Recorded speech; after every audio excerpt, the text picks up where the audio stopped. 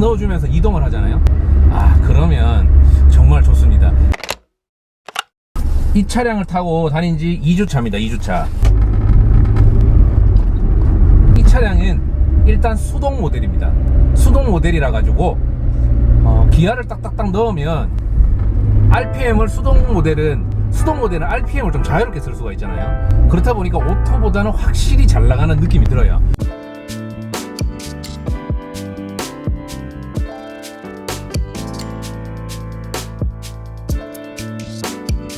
그리고 RPM을 원하는 영역만큼 뽑아낼 수도 있고, 그래서 운전의 재미가 이 외모와는 다르게 조금 괜찮은 것 같아요.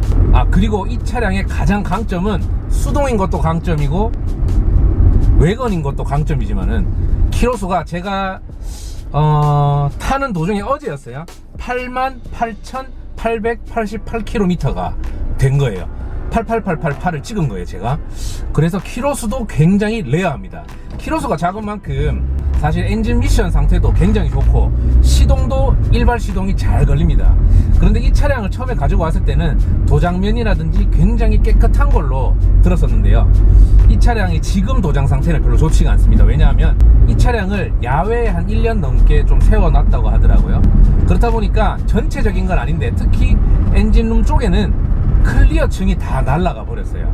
그런데 또 어떤 동생은 이 차를 보더니 이게 좀 더 앤틱해 보이고 더 예쁘다라는 말도 하더라고요. 물론 다 취향 차이가 있지만은 그래도 저는 조금 더 깨끗하게 이 차량을 좀 만진다면 제 생각에는 좀 더 가치가 있고 시간이 지날수록 만약에 판매를 하게 된다면 돈을 조금 더 받을 것 같긴 해요. 차주분이 고민을 한대요. 이거를 뭐 외관이라든지 실내 어느 정도를 다듬고 파워트레인 쪽 하체류를 조금 다듬고 계속 탈 건지 아니면 판매를 할 건지 고민을 하는 찰나에 제가 이 차량을 한 2주가량 타고 다니고는 있습니다. 근데 사실 또 오랜만에 제가 수동을 몰잖아요. 오랜만에 수동을 몰다 보니까 도로가 진짜 복잡할 때는 조금 좀 번거롭긴 한데 그래도 도로가 살짝이라도 뚫리잖아요. 그래서 미션을 탁탁 넣어주면서 이동을 하잖아요. 그러면 정말 좋습니다. 이 차량이 나왔을 당시에 용도가 어땠을지 몰라도 요즘 같은 시대에는 이 차량은 오히려 주말용으로 정말 캠핑용으로 차박용으로 이용을 해도 충분히 매력적인 것 같아요. 그리고 다행히 키로수가 얼마 안 되다 보니까 계기판이 아직도 모든 것들이 잘 작동을 하고 있습니다. 지금 88,888대기가 직전입니다. 신호등 받고 있고요. 88,888 됐고요. 안돼, 잘 가라 8888. 제가 230 탈 때 계기판 때문에 정말 한 10번 이상 뜯은 것 같아요. 워낙 스트레스를 많이 받아서 이제는 올드카를 타면 있어서 뭔가 제가 딱딱 보는 게 있어요. 계기판 잘 되는지 에어컨 히터 잘 되는지. 지금은 겨울이기 때문에 히터는 따뜻하게 잘 켜고 다녔습니다. 그리고 시계는 저기 대시보드 끝쪽에 딱 나와 있는데요. 이게 시간은 한 10분 정도 빠르네요. 그리고 뭐 깜빡이 넣고 이런 거는 지금의 기아차와 별반 다른 게 없는 딱 위치에 딱 있고요. 그리고 옵션 자체는 뭐 기대할 건 없습니다. 뭐 뒷창문 닫고 앞창문 닫고 히터, 에어컨, 라디오, 뭐 열선이라든지 이런 것들은 바라지도 못하고요. 그리고 여기는 앞쪽만 오토로 창문을 열 수가 있고 뒤는 알죠? 스틱으로 이렇게 돌려서 여는 방식입니다. 그 연비는 제가 측정을 안 해봤는데요. 제가 이 차량을 받고 지금 2주차가 됐다고 했잖아요. 앵코가 떴었습니다. 그때 5만원을 넣으니까 딱 만땅이 되더라고요. 그리고 나서 지금 반칸에서 살짝 요만큼 더 넘어갔거든요. 기름이 수동이라서 그런지 차체가 가벼워서 그런지 몰라도 굉장히 연비가 좋습니다. 그래서 연비 걱정은 없을 것 같아요.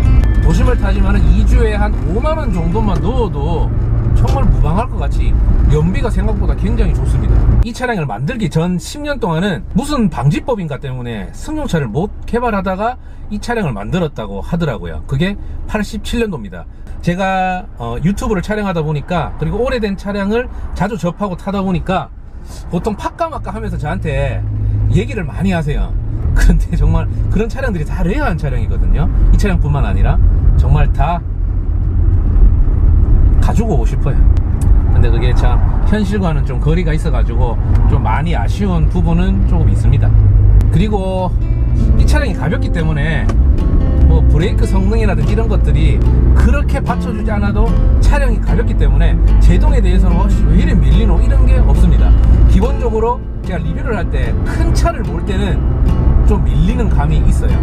요즘 차들은 모르겠지만은 나온 지 한 10년이 넘은 차들은 덩치가 크고 중량이 좀 있는 차량들은 좀 무게에 쏠림이 좀 있는 것 같은데요. 이 차량은 기본적으로 바른 차량이 아니기 때문에 뭐 제동에 대해서도 크게 이상이 없는 아참, 그리고 이 차량은 바퀴뿐만 아니라 깡통일이 들어가 있거든요.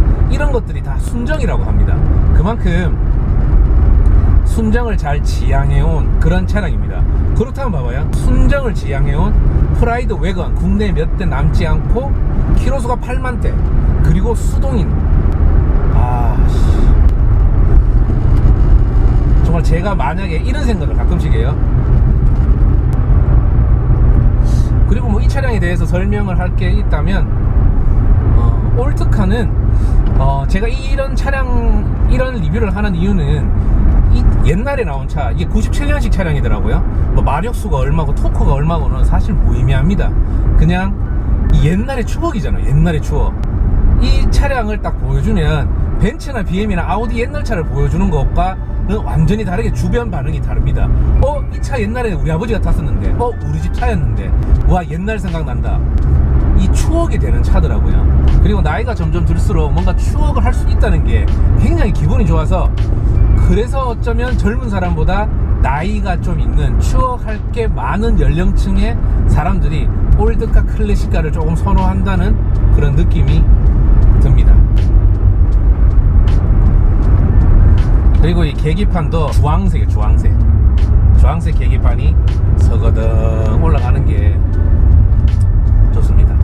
그리고 그리고 이 차에 대해서 좀 더 설명해주면, 센터페시아 중간에 보통은 요즘은 무선 충전이라든지 이런 것들이 보통 있는데, 여기는 수납 공간이 요만한 수납 공간, 이만한 수납 공간, 이 두 개가 있어가지고 차라리 무선 충전보다 이렇게 수납 공간이 있는 게, 그래서 차를 하루 정도 타면 사실 그 차량에 대한 그런 매력적인 부분, 아니면 조금 아쉬운 부분, 이런 것들을 정확하게 알 수가 없는데요.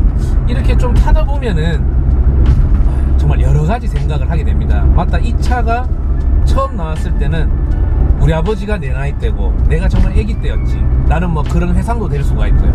저희 집은 르망을 탔었기 때문에 르망도 갑자기 한번 리뷰를 해보고 싶은 마음이 드네요. 그리고 이 차량은 약간 제 눈에는 좀 무뚝뚝한 햄토리처럼 생겼어요. 이 웨건형은 사실 모양새로는 외관에서 봤을 때는 조금 뭔가 밸런스는 그렇게 좋지 않겠다 라는 생각은 드는데, 요즘은 딱 30대에 이 차량을 보는 사람들은 뭐 그런 밸런스가 좋니 많이 이런 얘기보다는 캠핑 이런 얘기를 하지만은, 뭐 어쨌든 간에 뭐 모양새는 그렇게 이 프라이드 모델 중에는 예쁘지는 않지만은 그래도 뭐 나름 매력이 있습니다. 실용성 면에서는 참 좋죠. 그리고 우리나라에서는